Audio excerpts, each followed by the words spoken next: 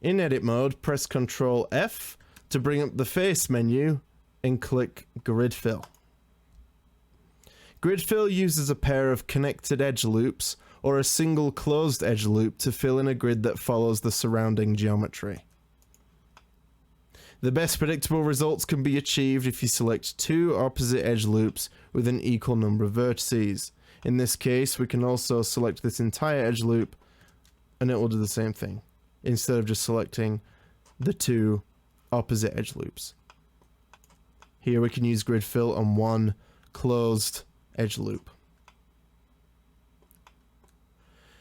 The span specifies the number of columns in the grid,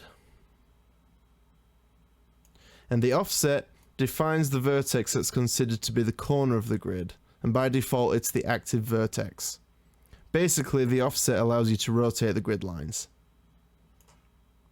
Here I've taken a plane, subdivided it and deformed it a bit, and then deleted the inside faces.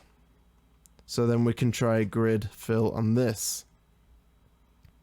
Now if I try doing a grid fill with the active vertex selected here, I'm going to get a weird result. But if I have it selected on the corner and then do Ctrl F grid fill, it'll give me a much better result. Very clean.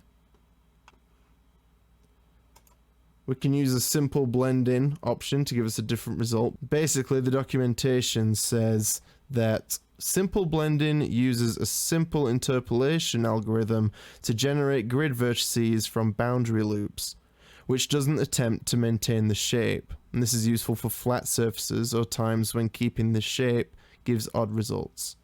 In this case, it just gives us a different result. And there's grid fill.